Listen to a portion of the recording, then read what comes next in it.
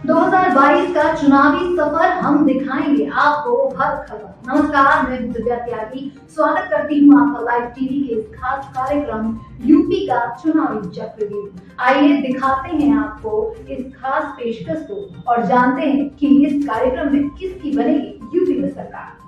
जनता सब जानती है, वह पहले भी हमारे साथ थी और आज भी हमारे साथ है और हमने विकास किया है और विकास के नाम पर वोट मांगते हैं प्रमोद तिवारी। स्टार प्रचारक कांग्रेस प्रतापगढ़ की रामपुर खास की सीट लगातार 40 वर्षों से कांग्रेस के पाले में ही है।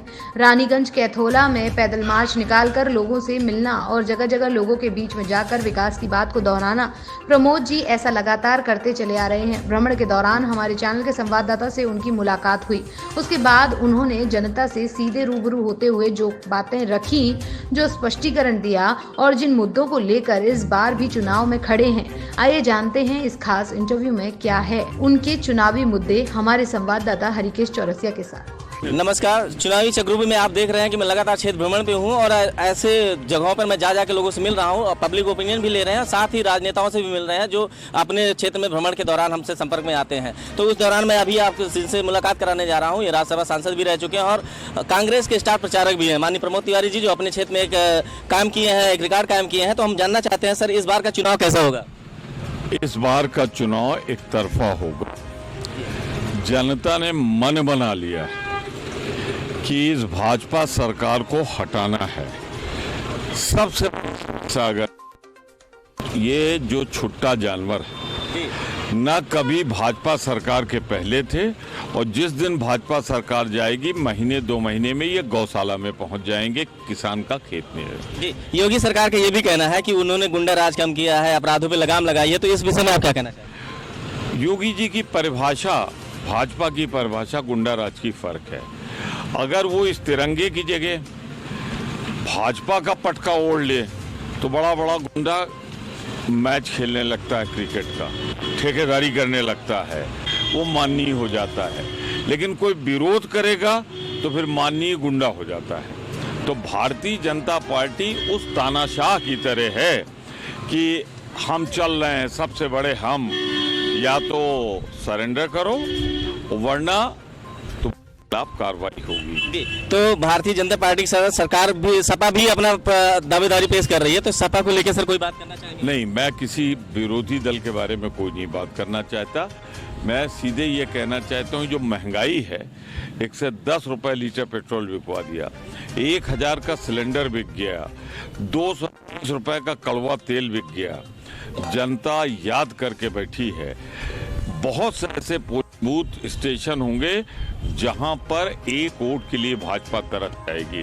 जितने वादे किए थे उन्होंने सब झूठे साबित हुए। जी, जैसा कि जनसंपर्क के दौरान मैं रामपुर खास में कई जगहों पे गया था, तो एक ओपिनियन के तहत भाजपा भी अपना जनाधार पेश कर रही है और लोगों को ओपिनियन भी आ रहे हैं। तो इस मुद्दे पे क्या कहना चाहेंगे रामपुर खास के लिए? जो पार्टी अभी टिकट न दे पाए उसका जनाधार क्या होगा? आज इतने दिन हो गए को कैंडिडेट को पता है, बाजार में कैंडिडेट घूम रहे हैं, वो आपसे में कह रहे हैं कि नहीं मुझे मिला, वो कहते हैं हमें मिला, वो कहते हैं हमें मिला। तो ये हालत है जिस पार्टी की, उसके बारे में मैं सिर्फ ये कह सकता हूँ कि हमारे योगी जी अंतिम उत्तर प्रदेश में मुगल शासक की तरह बहादुर शाह जफर साबित होंगे। इसके बाद फिर दोबारा भाजपा को लौट के नहीं आना है। बड़ा कटु अनुभव जनता का है। 220 जो महंगाई में तेल बिकवा दे, गरीब के घर का चूल्हा बुझा दे, 1000 का सिलेंडर देके, ऐसी सरकार को, जो खेत चरवा ले, किसानों की मेहनत की कमाई, ऐसी सरकार को अब उत्तर प्रदेश में नहीं आएगी। योगी जी अंतिम शासक होंगे भाजपा। ठीक है सर, क्षेत्र की जनता के लिए आप क्या कहना चाहेंगे? एक आखिरी संदेश हमारी तरफ। परिवार है मेरा, अपने परिवार को यही कहना चाहता हूँ कि जितना बन सका, जितनी ताकत थी, 42 सालों में मैंने सजाया संवारा है। मेरी सजाई बगिया में कोई एक फूल न लेने पाए, एक कोई आकर उसको बिगाड़ने न पाए।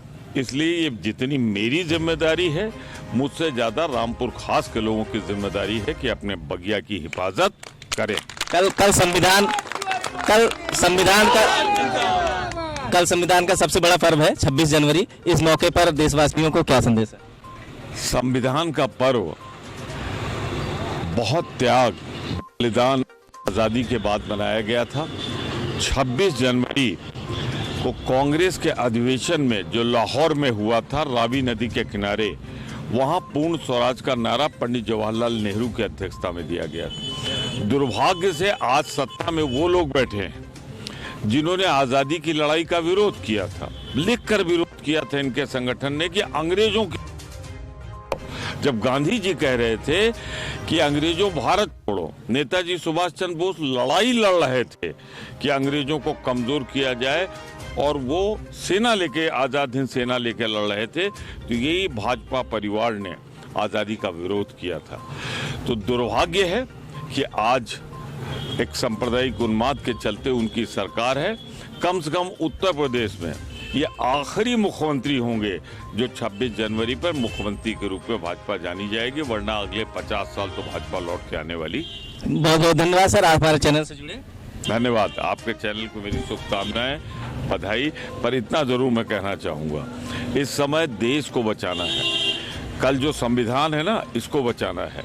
मोदी जी संविधान को ख़त्म कर रहे हैं। इस देश की फुलवारी में हिंदू, मुस्लिम, सिख, ईसाई, अगड़ा पिछड़ा सब जब तक ये फूल नहीं महकेंगे, भारत माता कभी खुश नहीं रह सकती। भारत माता की प्रसन्न।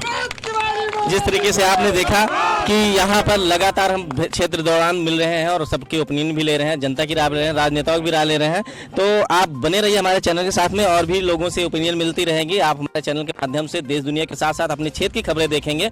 तो जिस तरीके से आपने देखा, यहाँ पर कांग्रेस प्रत्याशी, कांग्रेस के स्टार प्रचारक हैं प्रमोद जी, और उन्होंने अपनी बात रखी। इसी तरीके से आपको क्षेत्र भ्रमण के दौरान बहुत सारे लोगों से मिलना होगा। बस आप हमारे चैनल पर बने रहिए और देश दुनिया के साथ साथ अपने क्षेत्र की खबरें देखते रहिए। कैमरामैन अंकित के साथ में Harkesh Chaurasia, live TV express, Uttar Pradesh. तो ये थी आज की खास खबरें। ऐसी ही चुनिंदा और खास खबरों से जुड़े रहने के लिए देखते रहिए लाइव टीवी एक्सप्रेस, खबरों का खजाना लाइव टीवी के साथ।